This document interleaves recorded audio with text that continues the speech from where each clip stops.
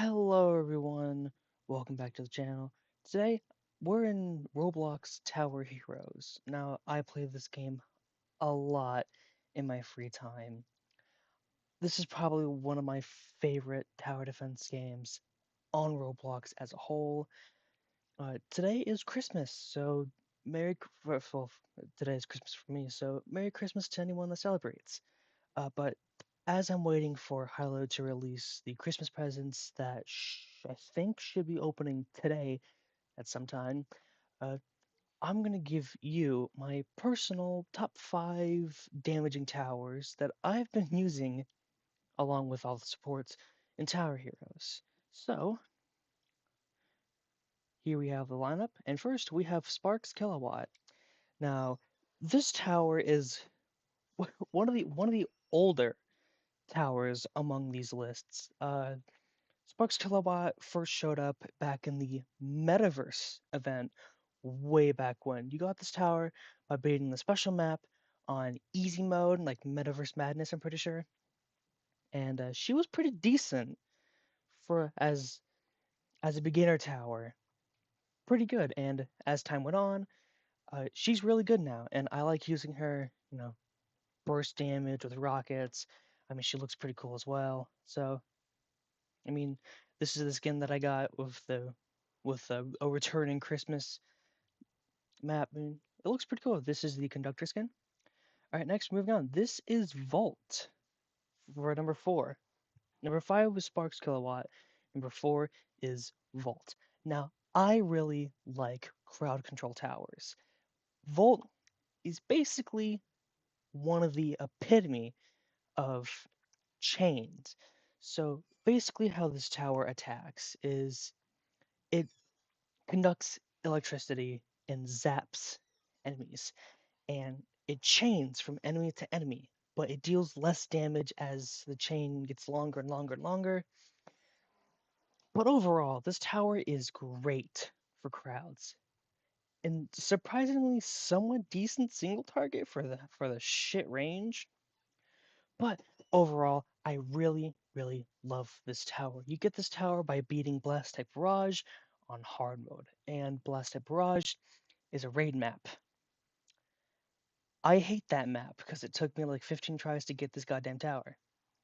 But it was worth it in the end. And next we have Chef here. Or this is a skin for Chef, but Chef is one of the first towers that you get from starting Tower Heroes. And as of pretty recently, Chef got a pretty significant change with melee towers such as Yasuke and along with Chef. The range is kind of shit, to put it lightly.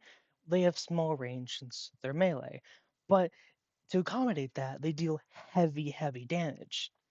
Chef is probably one of the best DPS towers as of right now. Pair him with Bite, amazing. But when I first started playing, before most of these towers were even added, Chef at max level used to have a kitchen knife. Now I'm pretty sure it dealt like 70 damage and it attacked relatively fast with like a .6 fire rate, which is pretty decent for a tower you start out with.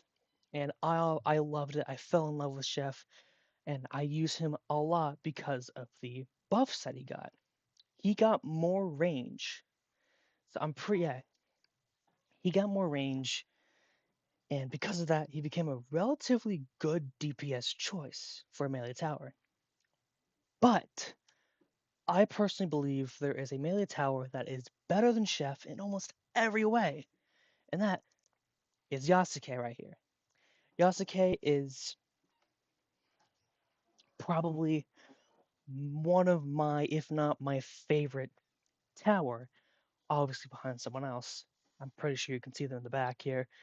But Yasuke is you get from pretty difficult map, I think level 30, on hard mode. And it's also another big pain in the ass to do. It took me like 6 tries. I gotta look up what the map was. Right, Sacred Shrine on hard mode. And you have to buy him in the shop for 570 coins. For a hefty price, this man does. I'm pretty sure he does the highest DPS in the game if you accommodate the ability. And his ability makes him basically buffs all of his stats and gives him a damage over time, which I'm pretty sure it's the highest in the game. But this is only my second favorite tower because he can be quite expensive sometimes, and with this high placement limit, you're going to need lemonade cats. But you don't need to have a high placement limit with high damage to be considered good. You can have a pretty decent placement limit with decent damage. Just like my personal favorite tower, we have Scientist, my personal favorite tower. She has been in the meta for years, and I'm still surprised she is still in the meta to this day. Scientist is a heavy DPS tower with pretty big range and pretty nice burst damage. Now, with some recent changes, she was nerfed, having less damage and being more expensive, but that hasn't stopped her from being in the meta. Now, because she's in the meta doesn't mean she's my that doesn't make her my personal favorite. She's my personal favorite. I mean, look at her with the skin on. Scientist is probably one of the best skin lineups in the game, and it's amazing. You get this skin from Relentless Reflections on hard mode, and if you know anything about that map, you know how painful that can be. But it is so worth it, and I love this tower. I love this skin. I love all of these towers, basically, going from Sparks all the way to Scientist. And I have many other favorites. I love almost every tower in this game, especially Bite holds a very special place in my heart. Well, that's my personal ranking here. Sparks being number 5, Volt being number 4, Chef being number 3, Yasuke being number 2, and Scientist number 1. If you'd like to see more Tower Heroes content that's actually gameplay rather than me yapping about some towers in a Lego game, do let me know. And if you somehow enjoy any of this, that's great. I'll definitely do more. I'll do spawners next. Well, it's gonna be something short. I needed to distract myself as I wait for these presents to release. Come on, Hilo. I know it's Christmas, but release the damn presents. Anyways, I'll see you later. Thanks for watching. Bye bye.